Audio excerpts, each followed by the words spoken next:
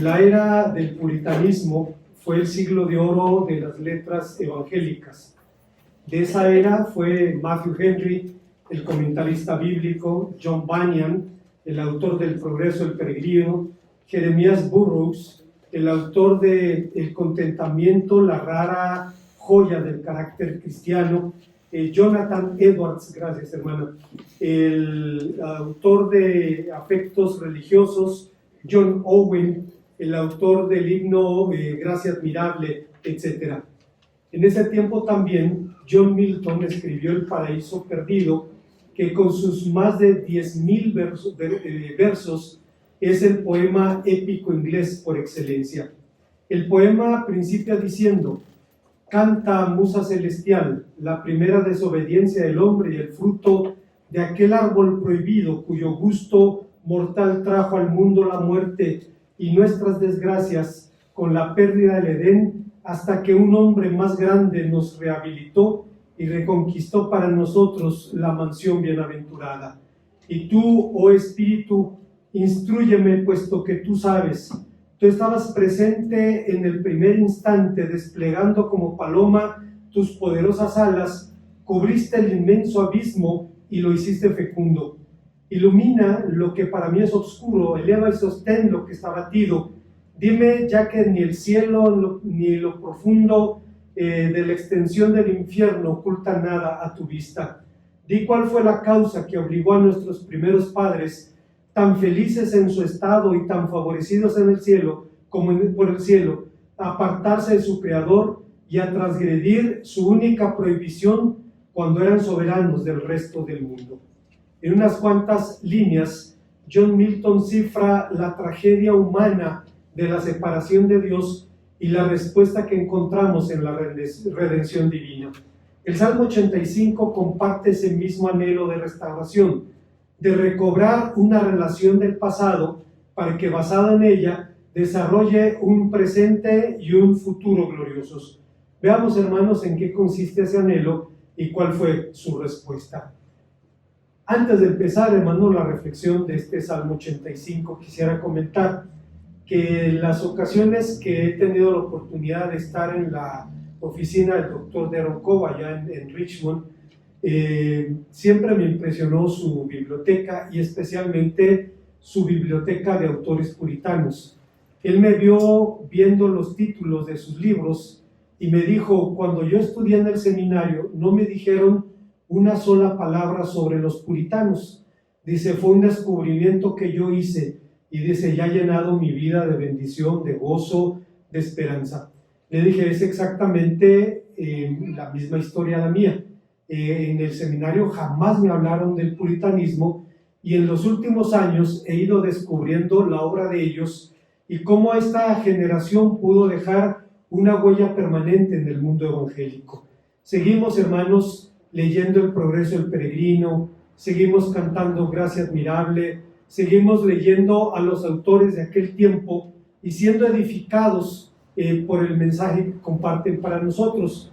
Pero esa generación fue un grupo de personas, dicen las fuentes bibliográficas, que trató de eliminar de la iglesia anglicana todos los resabios de catolicismo. Es cierto solo en parte, porque la meta de los puritanos no solamente era deslindarse de todo lo que tuviera un aroma o un resabio católico, sino que tenían un propósito incluso más grande, y era volver a la pureza evangélica, era volver a la palabra de nuestro Dios. Así es que esa generación fue una generación que tenía en el corazón una súplica y un anhelo, y era precisamente volver a Dios. El anhelo y la súplica que encontramos en el Salmo número 85, del que se derivan cuando menos 3 enseñanzas. Nuestro tema es súplica por la restauración y en primer lugar el texto nos enseña que es añoranza por las bendiciones del pasado. El salmista principia diciendo: fuiste propicio a tu tierra, oh Señor, volviste la cautividad de Jacob. Pensamientos que nos enfrentan a la pregunta: ¿a qué se refiere concretamente? ¿A qué evento se refiere concretamente? Este salmo suele ser ubicado en el contexto del retorno de la cautividad babilónica, tanto en fuentes judías como cristianas, y sin embargo esta afirmación se topa con la dificultad de que se hace alusión a los hijos de Coré que vivieron en una época anterior a la del retorno de la cautividad. Se ha sugerido también que fue escrito en los tiempos de Ezequías, de Josías, incluso de los Macabeos, mientras que por su parte Alejandro Maclaren, un comentarista bíblico bautista del siglo XIX, decía que el libro de Nehemías proporciona precisamente un trasfondo que encaja en este salmo. De hecho, una parte de la nación había regresado, pero a una ciudad en ruinas, a un templo caído, a una tierra en duelo, donde estaban rodeados de celosos y poderosos enemigos. Incluso si este salmo pertenece a un periodo anterior, el pueblo de Dios se encuentra en esta condición de cuando en cuando, y este hermoso salmo es apropiado. Lo que Maclaren decía es que en algún momento los grupos, las iglesias, los individuos e incluso las denominaciones enteras pueden atravesar por tiempos de crisis y por un anhelo y una súplica a Dios por la restauración. Sin embargo, el Salmo 85 es atemporal. Su súplica de restauración de la relación del pueblo con Dios alude por encima de su cronología a las bendiciones de la gracia divina. En su canto, es un canto, se dice, diseñado para tiempos cuando por la desobediencia el pueblo pierde la paz y la abundancia prometida en Levítico capítulo 26 versículos 3 al 13. Pero volviendo a nuestro texto, como ocurre con frecuencia en el Salterio, como sucede en el libro de los Salmos, este canto principia por la conclusión. Da testimonio de la gracia de Dios, del hecho de que Dios fue propicio. Propicio significa ser bueno, ser favorable, es uno de los términos de la salvación.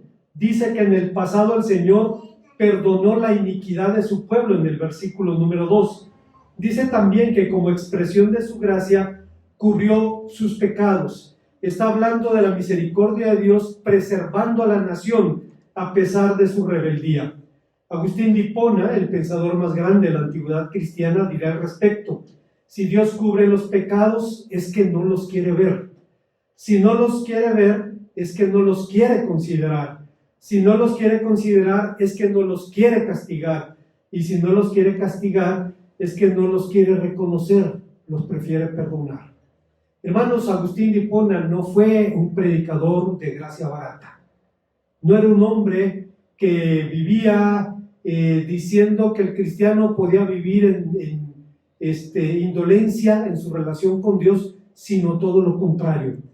Pero fue un hombre que descubrió la gracia en su vida, y fue precisamente el mensaje que comunicó. Y no es casualidad, hermanos, que después de la Biblia, la segunda fuente de inspiración de la Reforma Protestante fuera precisamente Agustín de Hipona. Pero volviendo a nuestro pasaje, el salmista principia poniendo su mirada en el pasado, lo que nos lleva a la pregunta: ¿debemos los cristianos mirar hacia el pasado? La respuesta es que depende de lo que querramos decir con eso. Si mirar al pasado significa pretender que el tiempo se detenga o centrarnos en rituales vacíos y tradiciones humanas, lo primero es imposible y lo segundo pernicioso. A veces, cuando los grupos cristianos se centran en tradiciones humanas, terminan viviendo el cuento del viejo y el mar de Ernest Hemingway. Hemingway habla de un pescador cubano, quien era un anciano y en alguna ocasión salió a pescar y pescó un inmenso pez. Le costó casi la vida, luchó por horas enteras luchando con el animal hasta que finalmente pudo controlarlo y arrastrarlo para llevarlo a puerto. Pero mientras caminaba a puerto, los tiburones y otros animales empezaron a devorar a su gran pez, y cuando el viejo llegó al mar, llegó arrastrando un esqueleto. Algo similar sucede con grupos cristianos cuando se centran en tradiciones humanas y no en la palabra de nuestro Dios. En la iglesia es pernicioso confundir la forma con el fondo y pretender que la gente sirva a organizaciones y no las organizaciones a la gente.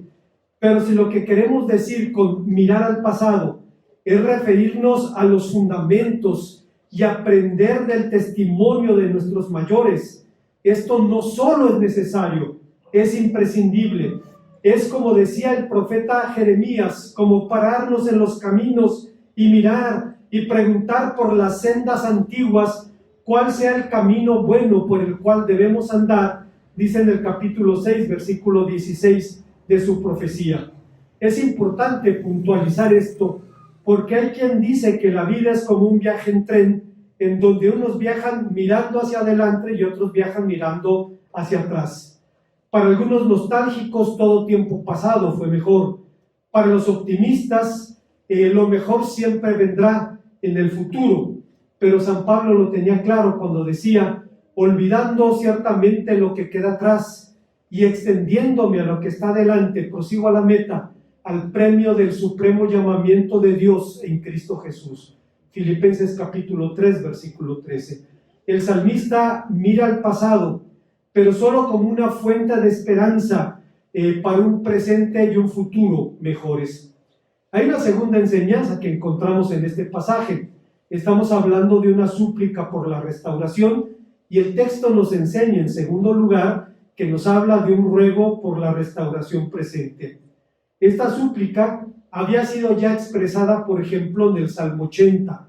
En el versículo 20 de ese salmo dice: Señor, Dios de los ejércitos, restáuranos, haz resplandecer tu rostro sobre nosotros y seremos salvos. Y si mal no recuerdo, lo dice varias veces en el Salmo 80. El término que Reina Valera 60 traduce como restaurar es el verbo que significa hacer volver, yashub, que en este contexto alude a la idea de regresar a un punto al pasado. Pero el objeto de la conversión, es decir, del retorno, es regresar a la relación original con Dios, con el Señor. Esto no debe entenderse como si se tratara de volver a lo antiguo, sino más bien en el sentido del retorno que constituye el punto de partida para un comienzo plenamente nuevo. Para la gente de la Biblia, mirar al pasado significaba volver a la palabra, a las promesas, al testimonio de las bendiciones que Dios había derramado sobre su pueblo, pero no con la expectativa de volver a ese punto, lo cual es imposible, sino tomar ocasión, testimonio y estímulo en estos hechos del pasado para un comienzo plenamente nuevo. En ese sentido es cierto, hermanos, que cada vez que la iglesia cristiana quiere extenderse hacia adelante, tiene que dar unos pasos hacia atrás para recordar los principios que hicieron de la iglesia primitiva la formidable potencia espiritual que fue. Rescatar las enseñanzas que encontramos allí y ponerlas por obra. Por su alusión a la tierra, a la lluvia y a la cosecha, algunos intérpretes imaginan que el Salmo fue escrito en un tiempo de sequía. Entre los hebreos, ustedes lo saben, las calamidades naturales solían ser asociadas con el pecado, lo que hacía que el hombre fuera quebrantado y buscara la misericordia divina. En el Salmo 107, versículos 33 al 39, dice que como expresión de su juicio, Dios puede convertir un río en un desierto y puede convertir un desierto en un manantial como expresión de su gracia. Pero de la única sequía que este texto nos habla es una sequía espiritual. Por esa razón,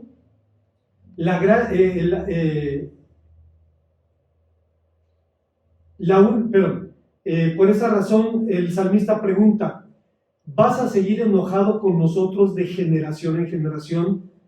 ¿Tu enojo no tendrá fin? Por favor, vuélvete a nosotros y danos vida de nuevo. Hablando de estos versículos, Agustín de Hipona fue a las causas y no a los efectos. Dijo: por la ira de Dios somos mortales. Por la ira de Dios comemos en esta tierra pan con escasez y con el sudor en nuestro rostro. Esto fue lo que oyó Adán cuando pecó, y aquel Adán éramos nosotros, porque en Adán todos mueren. Lo que él oyó aconteció también con nosotros. Nosotros, aunque no existíamos, estábamos en Adán, y por tanto, cuanto le sucede a él, también ocurrirá con nosotros, y por eso hemos de morir y que nos hallamos todos en él. Cuando ya han nacido los hijos, los pecados que cometen los padres no se les imputan a los hijos. Tanto los padres como los hijos ya nacidos son responsables de sus propias acciones. Pero lo que arrastró a Adán fue la mortandad al resto de los hombres. ¿Qué es lo que ha arrastrado esta fragilidad de la carne? El tormento del dolor, la miseria que nos rodea, la muerte a la cual estamos sujetos y las tentaciones que nos acechan. Todo esto lo lleva nuestra carne y es ira y es castigo divino también. Pero un día vendría en que seríamos regenerados y por la fe llegaríamos a ser nuevos hombres, y por la restauración toda aquella mortandad sería eliminada y tendría lugar la resurrección total del hombre. Y así, lo mismo como todos mueren en Adán, así también todos recuperan la vida en Cristo. Agustín de Hipona, hermanos, fue el hombre que pudo estructurar la doctrina del Nuevo Testamento de una manera más clara y accesible para el resto de los hombres. Pero como señalamos al principio, el tema de este salmo es atemporal.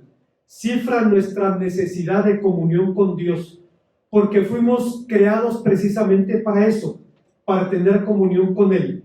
El fin último del hombre es glorificar a Dios y disfrutar para siempre de Él. Esta es una declaración del Catecismo de Westminster de nuestros amados hermanos presbiterianos, y les voy a decir un secreto, hermanos. Los bautistas nunca escribimos catecismos ni confesiones de fe, nunca. Pero cuando se hacía necesario decir lo que creíamos, entonces se hacía necesario ponerlo por escrito, pero nunca fue una obsesión. Cuando la Convención Nacional Bautista de México decidió escribir su confesión de fe, que nadie lo sepa, por favor, se fusiló la confesión de Westminster. ¿Por qué? Porque casi no hay forma de decir algo mejor que como ellos lo dijeron. Es la pura verdad bíblica. ¿Por qué, si nuestros hermanos reformados, producto del movimiento de Calvino en el continente, y nuestros hermanos bautistas que hace 300 años se separaban de la iglesia de Inglaterra, llegaron a ser doctrinalmente como dos gotas de agua? Por una razón simple: porque tenían la misma Biblia, y porque la Biblia no tiene dos verdades o tres verdades, hay una sola verdad, y cuando alguien se acerca a ella y la descubre, puede descubrir que tiene hermanos con otro apellido, pero finalmente hermanos también. El fin último del hombre es glorificar a Dios y disfrutar para siempre de Él. Esto significa que cada ser humano fue creado para adorar a Dios y para disfrutar de su presencia con todo lo que esto significa: comunión, relación, entrega, gozo, paz, alegría. Esa restauración se encuentra obviamente en la persona y en la obra de Jesucristo. Fue bien claro para los autores cristianos, y recuerdo, por ejemplo, a Blas Pascal, quien, hablando de la condición del hombre, dijo: hubo una vez en el hombre una verdadera felicidad, de la que ahora solo queda marca y huella vacía, que en vano intenta llenar el hombre buscando en las cosas presentes la ayuda que no tiene de las cosas ausentes. Pero ese vacío absoluto e infinito solo puede llenarse con un objeto absoluto e infinito, solo puede llenarse con Dios. San Agustín había dicho mucho tiempo antes que Dios nos hizo para Él y que no descansaremos hasta que estemos en Él. Hay una necesidad en el ser humano. C.S. Lewis decía que los seres humanos buscamos la felicidad en el sexo, en el dinero, dice en el placer, dice ignorando la inmensa felicidad que se nos ofrece, actuando como niños que hacen pasteles de lodo en un charco en su barrio porque no saben lo que significa pasarse un día de campo en la playa. Nos conformamos con muy poco, decía C.S. Lewis. Llegamos a pensar que esas cosas son las más importantes de la vida, ignorando la inmensa felicidad que se nos ofrece en Jesucristo. Bueno, basado en el Salmo 22 y 23, John Bloom, un predicador del movimiento Coalición por el Evangelio, comparte en una reflexión titulada Restaurar a tu alma, un estudio muy interesante que hizo de los Salmos 22 y 23. Antes de hablar de lo que dijo, debo señalar, hermanos, que casi nunca relacionamos estos salmos. El Salmo 23 es el Salmo del pastor. Y es uno de los primeros salmos que aprendemos de niños, y es uno de los textos que memorizamos en tiempos difíciles. Recuerdo en alguna ocasión, mi suegra era temeraria, le gustaba el mar, y fueron a Playa Azul, que es mar abierto, allá en Michoacán, y pasó lo que iba a pasar, la cogió una ola, como decía Agustín Lara, hizo de su cuerpo juguete, y cuando se cansó de jugar con ella, la aventó por allá, en la orilla, aventando agua a mi pobre suegra, por la boca, y cuando corrieron sus hijos y su esposo, estaba diciendo, Jehová es mi pastor, nada me faltará. Estaba recordando, hermano, las promesas del Salmo 23, y la verdad, hermanos, es que es un salmo edificante, que nos alienta en tiempos difíciles, pero pocas veces lo relacionamos con el Salmo 22. Dice John Bloom, siendo realista, la descripción de la tribulación en la Biblia es horrible. El Salmo 22 es una descripción de una severa tribulación de David, pero también una descripción de la tribulación de Cristo Jesús, que fue infinitamente más severa que la de David y la nuestra. ¿Te sientes abandonado por Dios? Jesús lo entiende más de lo que te imaginas. Podemos sentirnos desamparados por Dios, pero Jesús realmente lo estuvo. Podemos sentirnos solos, pero Jesús realmente estuvo solo. Por un momento horrible, realmente solo. Así que nuestro gran sumo sacerdote es capaz de comprendernos y nuestras debilidades, ya que fue tentado en todo según nuestra semejanza, pero sin pecado, dice Hebreos 4:15. Pero Jesús hace mucho más que compadecerse de nosotros.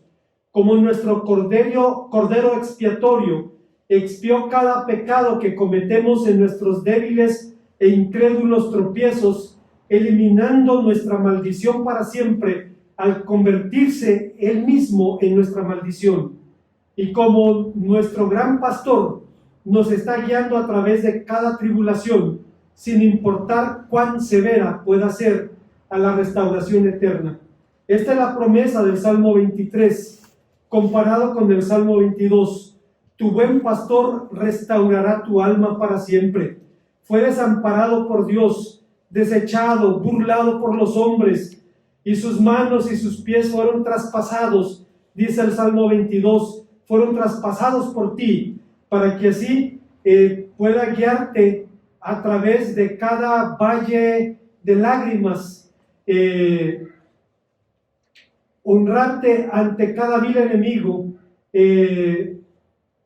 perseguirte con bondad y misericordia cada día de tu vida eterna y llevarte con Él a su casa para siempre. El Salmo 22 puede ser la canción de una noche breve, pero el Salmo 23 Es la canción de una mañana eterna, de una mañana para siempre. Hay una tercera y última enseñanza que encontramos en este pasaje. Estamos hablando de una súplica de restauración. El salmista habla en esta tercera idea de un silencio en espera. En los versículos 8 y 9, el salmista hace una pausa esperando la respuesta divina. Escucharé lo que hablará el Señor, porque habrá paz a su pueblo y a sus santos. Hacer lo que el salmista está diciendo aquí no es nada fácil. Este es un precepto muy duro para el hombre, decía San Jerónimo, hasta el punto que el precepto de acción más difícil es como nada comparado con este precepto de inacción. Imagine usted si llegara un día a una congregación donde nadie hablara, donde todos estuvieran sentados o leyendo su Biblia u orando, pero nadie pronunciara una sola palabra. Seguramente se sentiría invitado a no volver, porque queremos hablar y queremos oír. Por eso decía Jerónimo, es un mandamiento bien difícil. Es más fácil cumplir los preceptos más duros que este precepto de inacción. En esa misma línea de pensamiento, alguien también dijo que el silencio es parte de la música, se ocupa en el pentagrama, tiene sus tiempos y sus valores. Cada figura musical cuenta con su correspondiente silencio que representa el mismo valor o duración. Así como en el pentagrama los grandes compositores ocuparon muchas veces los silencios para transmitir, ocupar los silencios para transmitir un mensaje. Así también el Creador ocupa silencio como respuesta o como prueba de su presencia. En el libro de Esther, hermanos, no se menciona nunca a Dios, el nombre santo. Los rabinos hacen allí esfuerzos y de alguna manera descubren que viendo cómo principian algunos versículos, el nombre de Dios está allí, pero creo que es más casual que intencional del autor sagrado. Representa uno de esos tiempos de silencio de Dios. Los judíos le llaman Hester Panim, el ocultamiento del rostro. Pero el profeta Isaías, si mal no recuerdo, dice algo muy importante respecto a esos tiempos en los que sentimos que Dios no nos oye o que nuestra oración no pasa del techo.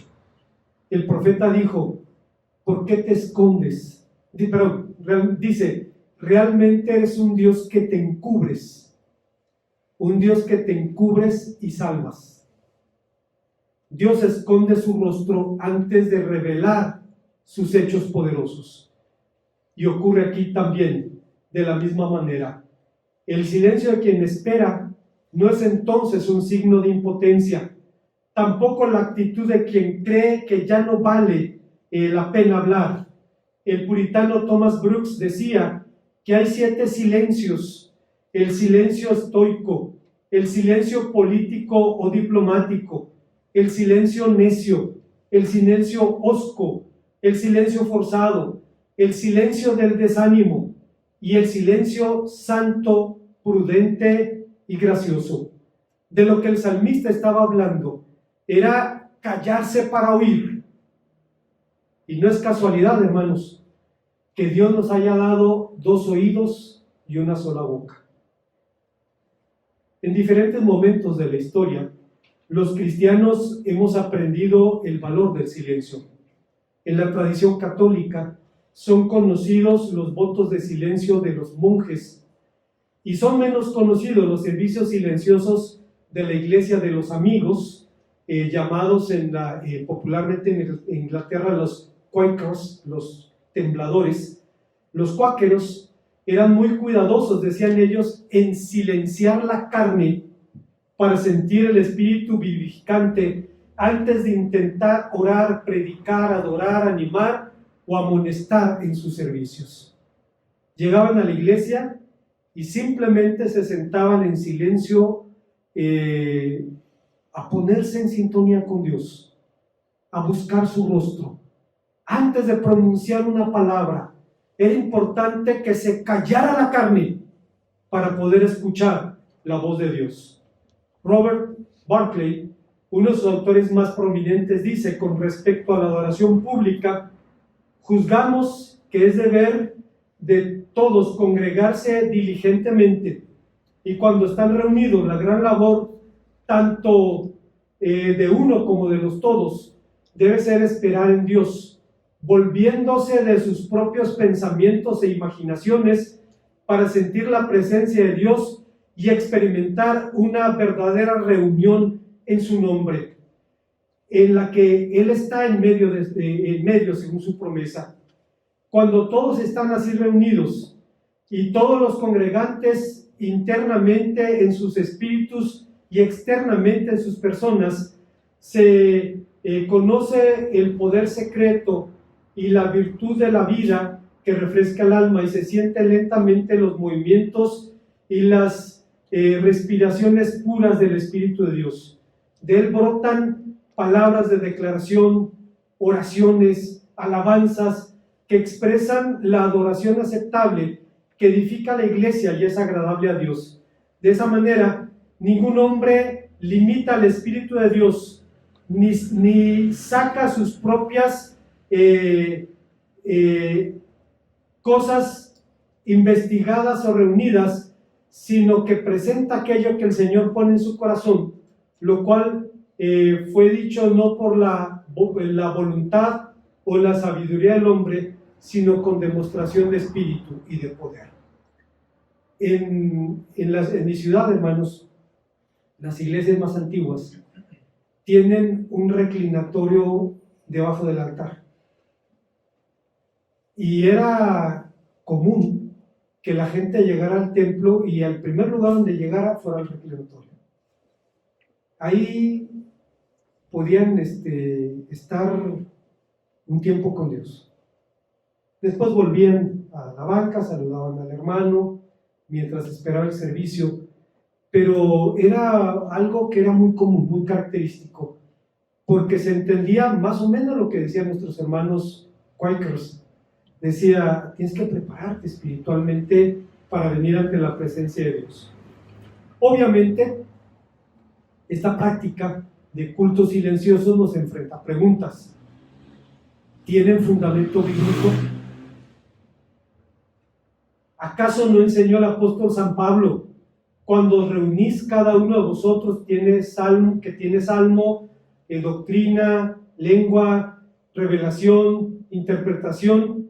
Y también decía que los profetas juzguen, pero los profetas hablen de dos en dos y los demás juzguen.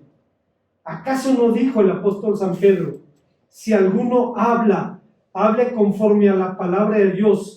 Si alguno ministre conforme al poder de Dios, para que en todo Dios sea glorificado en Jesucristo. Es claro que la Biblia dice eso. Los apóstoles lo dijeron, y de hecho las primeras reuniones de los cuáqueros eran así.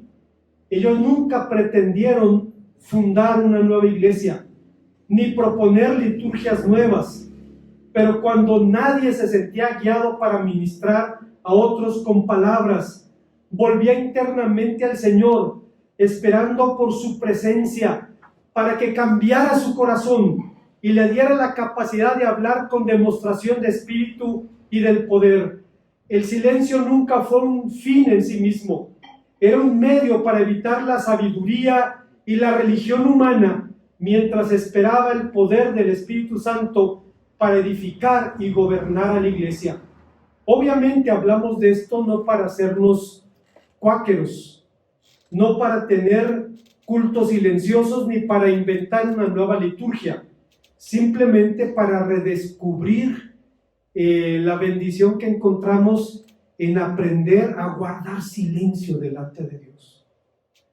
Hermanos, queremos hablar, queremos oír, pero cuando estamos con Dios no siempre queremos oír, queremos seguir hablando. Y es necesario, y en los salmos encontramos con frecuencia, que es necesario un momento en el que debamos callar para escuchar lo que Dios nos está diciendo. Hay una cuarta y última enseñanza en este pasaje, y es que el texto, nuestro tema es una súplica por la restauración, es también regocijo por la promesa divina. Finalmente, el salmista alude a la promesa divina de restauración diciendo: cercana está la salvación a los que le temen, para que habite la gloria en nuestra tierra. Calvino decía de este texto: aquí el salmista confirma la palabra del versículo anterior. Se anima a él mismo y a los demás siervos de Dios en la esperanza que, aunque aparentemente estaba lejos del pueblo, no obstante la liberación estaba al alcance de la mano, porque es cierto que Dios mira en lo secreto a aquellos que parece desatender. La gloria que en la segunda parte del verso es mencionada, se dice habitará en la tierra, sin duda se opone a la situación de ruina que presentaba ante sus ojos y que eran señales de la terrible ira de Dios, y que convirtieron la tierra en ignominia y en oprobio. Por este lenguaje, por tanto, se anima a sí mismo y a otros creyentes genuinos al arrepentimiento, recordándole la grave opresión, los insultos, las burlas que recibieron de sus enemigos. Debían ser atribuidos únicamente a que habían ahuyentado la salvación por sus propios pecados. Calvino decía: cuando el pueblo ve su condición, el salmista suplica a Dios la restauración, suplica la salvación, consciente de que todo será consecuencia de sus hechos. Usted recordará cuando el rey David enfrentó la rebelión de Absalón. No quiso defender la ciudad de Jerusalén, que era una posición militar casi inexpugnable, y entonces abandonó la ciudad. Y cuando iba por los vados del Jordán, un hombre llamado Simeí, hijo de Gera, empezó a insultarlo: fuera, fuera, hombre sanguinario y perverso, Dios te pagó por la sangre derramada de la casa de Saúl, y mírate allí atrapado en tu maldad, porque eres un hombre de sangres. Uno de los hombres de David echa mano a la empuñadura de su espada y le dice: déjame cruzar el río y quitarle la cabeza a ese perro muerto. Y David dice: déjalo, que tal vez Dios traiga bendición por la maldición de él. David estaba consciente que esto era consecuencia de su pecado, y es la misma situación en el Salmo 85. Es verdad que salvación no tiene en este texto el sentido espiritual que los cristianos entendemos, pero alude a la ayuda de Dios en las crisis de la vida. Así que, continuando con su argumento, el salmista utiliza de pronto una figura sublime. La misericordia y la paz se encontraron, la justicia y la paz se besaron. Habla obviamente del trato divino mencionado anteriormente en el Salmo. El Señor había tratado con ellos con su misericordia y verdad, la verdad que se manifiesta en sus advertencias y promesas, y la misericordia en su perdón. No hay conflicto entre la verdad y la misericordia, aunque así pareciera cuando el castigo amaga al culpable y sin embargo se le trata como si no hubiera delinquido. Este es un gran desafío para la justicia humana: encontrar un equilibrio entre el castigo y la restauración. Es la base del fallido concepto de readaptación social, porque la meta no es que aquel se pudra en la cárcel, al menos teóricamente, sino que salga convertido en un mejor ser humano. Pero es evidente que no funciona, es evidente que no funciona. Solo Dios lo ha logrado, lo ha materializado en el sacrificio de Cristo. Adam Clarke, un comentarista bíblico del pasado, dice: es cierto que este pasaje no se refiere a la expiación hecha por el Redentor, pero apenas se puede encontrar una mejor ilustración de esta obra que el lenguaje utilizado en Romanos capítulo 3, versículo 26. Lo que está diciendo es: en el Salmo no se habla del sacrificio de Cristo, no directamente. Aunque cuando leemos el Salmo y vemos Romanos 3:26, vemos que tiene su cumplimiento perfecto en la obra de redención de Jesucristo. El salmista continúa diciendo: la justicia y la misericordia se besaron. ¿Qué significa esta figura? Como lo hacen los amigos y los amantes, como lo hacen quienes han estado separados por mucho tiempo, como lo hacen quienes después de haber sido distanciados se vuelven amigos nuevamente. De la misma manera, pareciera también un alejamiento, un estado de hostilidad entre la justicia y la gracia, entre la justicia y el perdón, pero ahora se han unido como amigos separados y se han abrazado como amigos. Hacen de esa manera entran de esa manera en una relación hermosa. Hermanos, este es un gran desafío de la justicia humana. Cuando en Sudáfrica el apartheid fue abrogado, para la mayoría de la gente negra,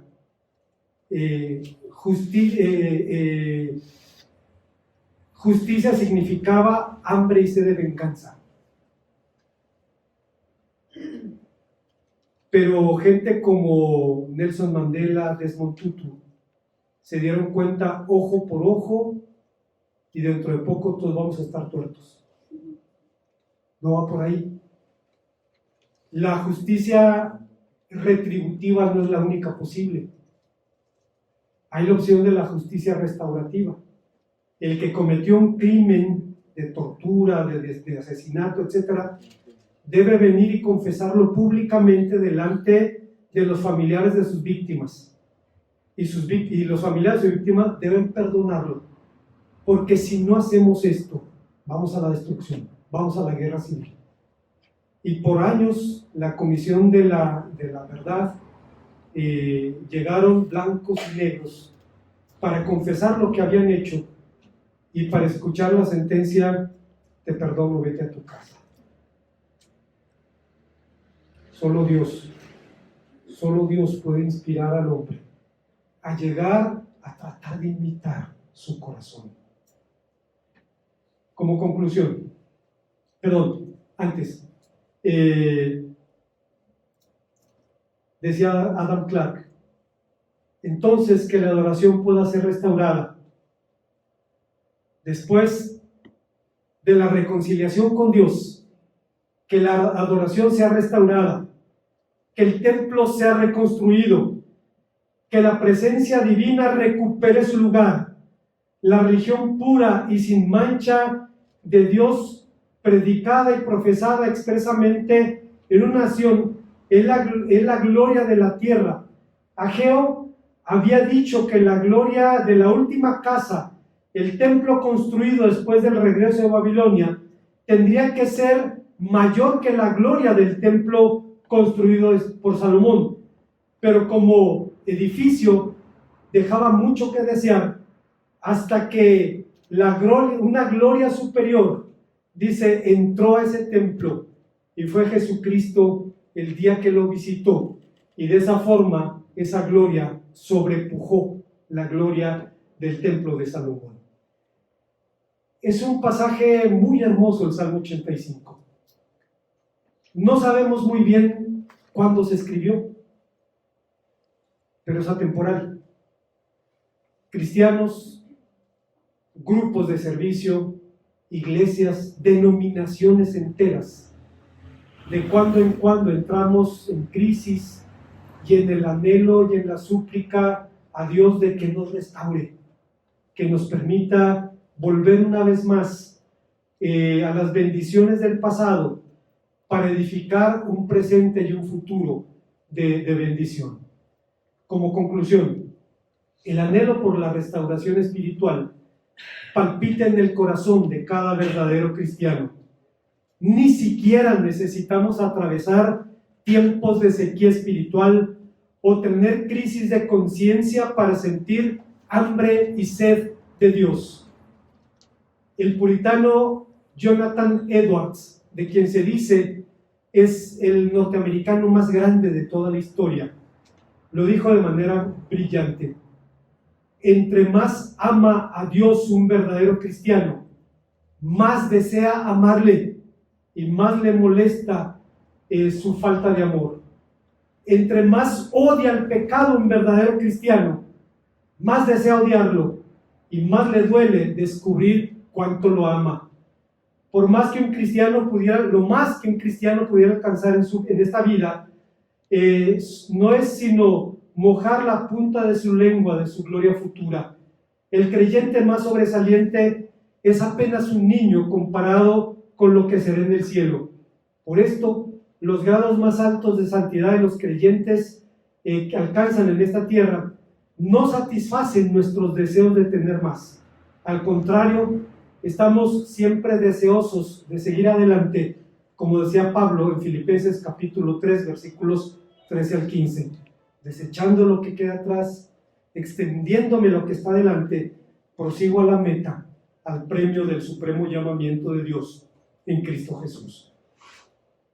Este salmo, hermanos, nos lleva a redescubrir la certeza, a redescubrir nuestra necesidad de Dios, pero algo más importante, la certeza de que Dios está cerca. La certeza de que Dios está cerca. Barth, el teólogo evangélico más importante del siglo pasado, dijo: está cerca. No es una teoría religiosa. No, la ayuda de Dios es la praxis divina, que eso implica la palabra cerca, que toca nuestro cuerpo y entra en nuestra vida.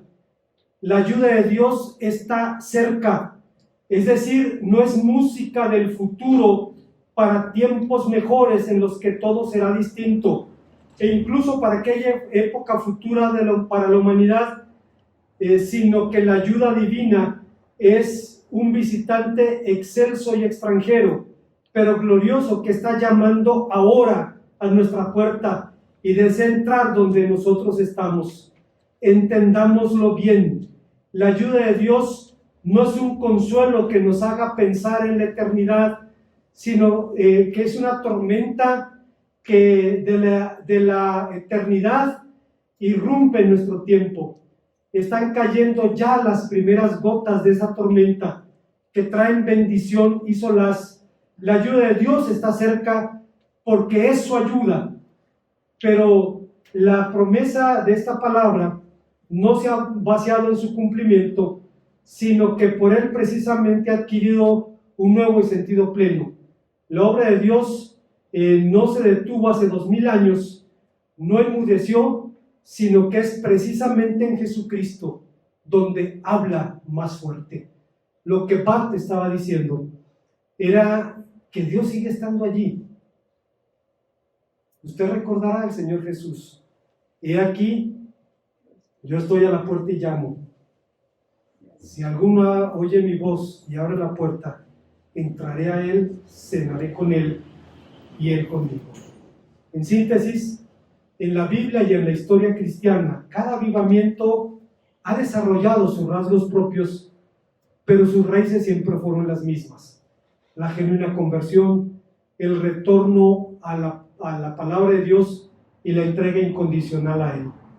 Todos los avivamientos son frutos del despertar a la palabra divina, como decía el profeta Jeremías: cuando en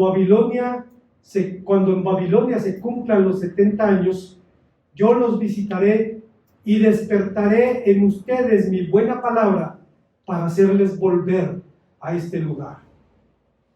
Roguemos pues, como hacían los puritanos nuestros mayores, por el don de las lágrimas de genuino arrepentimiento, para que Dios quebrante nuestros vicios, el amor a nuestros pecados favoritos, nuestra apatía, nuestra indiferencia, nuestra carnalidad, nuestra incredulidad, lágrimas por la salvación de nuestros hijos y familiares, por esta ciudad que se pierde sin Cristo y sin esperanza, por la patria nuestra que se convulsiona y se desangra, por este mundo perdido.